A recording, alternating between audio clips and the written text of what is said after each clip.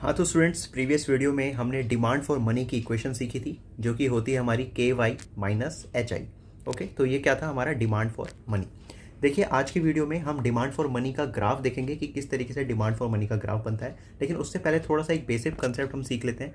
आइए देखिए, demand for money होता है डिमांड फॉर रियल बैलेंस। अब ये रियल बैलेंस क्या है उसको समझते हैं एक एग्जाम्पल से।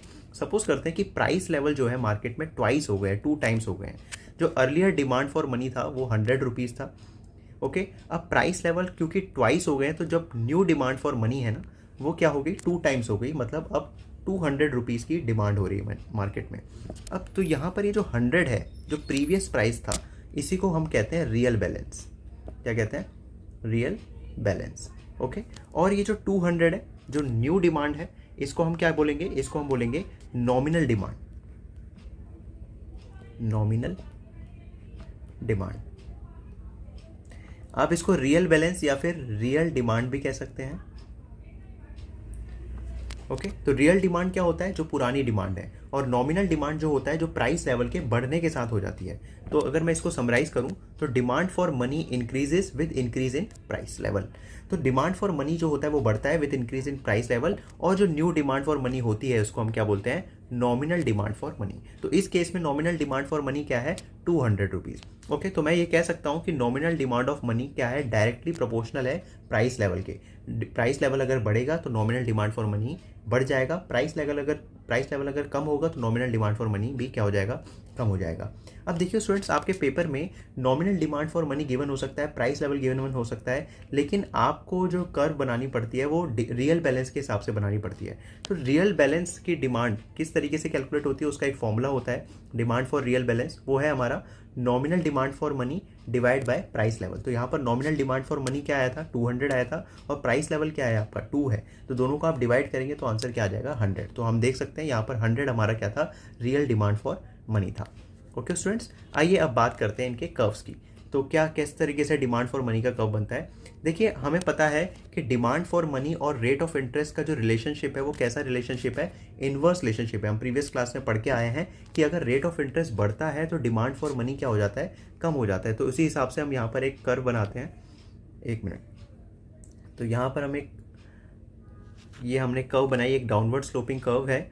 ओके, अभी डाउनवर्ड स्लोपिंग क्यों है? ये मनी डिमांड को शो कर रही है। मनी डिमांड की कर्व डाउनवर्ड स्लोपिंग इसलिए है क्योंकि ये जो यहाँ पर हम एक्स और वाई एक्सिस दिखा रहे हैं, यहाँ पर वाई एक्सिस इंटरेस्ट रेट को शो कर रहा है और एक्स एक्सिस हमारा डिमांड फॉर मनी को शो कर रहा है। तो डिमांड फॉर मनी और रेट ऑफ इंटरेस्ट में इनवर्स रिलेशनशिप होता है। तो इसलिए जो मनी डिमांड बनी है वो कैसी होगी?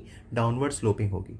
ओके, अब इनवर्स रिलेशनशिप का मतलब क्या है? सिंपल है कि अगर इंटरेस्ट रेट सपोज पहले आर था, तो इस इंटरेस्ट रेट पे यहाँ पर ये वाली मनी डिमांड हो रही थी डी।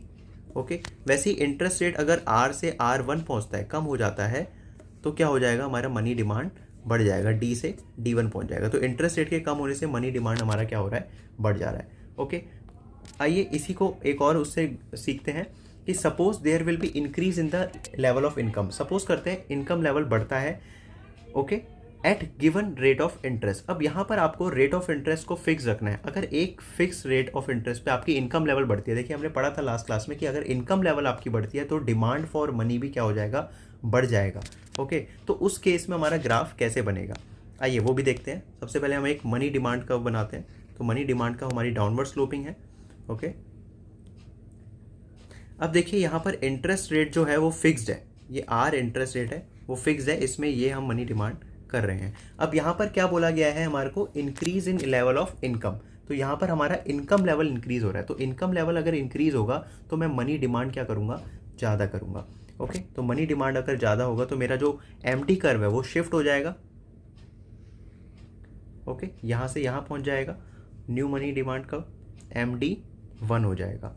ओके, तो सेम लेवल ऑफ इंटरेस्ट पर मेरा मनी डिमांड क्या हो गया? बढ़ गया। ओके, तो ये मनी डिमांड क्यों राइटवर्ड शिफ्ट हुआ है? Because of increase in level of income. यहाँ पर लेवल ऑफ इनकम इंक्रीज हुआ है। तो जब लेवल ऑफ इनकम इंक्रीज होता है तो मनी डिमांड का मेरा शिफ्ट होता है। और वैसे ही जब रेट ऑफ इंटरेस्ट इंक्रीज या डिक्रीज होता है तो मनी डिमांड का मेरा क्या होता है? क्या होता है मनी डिमांड का? बताइए क्या होता है जब हम इसको बोलते हैं अपवर्ड स्लोपिंग या डाउनवर्ड स्लोपिंग। ओके, मूवमेंट हो रही है। यहाँ पर क्या हो रहा है? शिफ्ट हो रहा है। इंक्रीज लेवल ऑफ इनकम बढ़ने में शिफ्ट हो रहा है, और जब इंटरेस्ट रेट बढ़ रहा है तो मूवमेंट हो रही है, या तो अपवर्ड मूवमेंट, जैसे ये है डाउनवर्ड मूवमेंट यहाँ पर हुई है।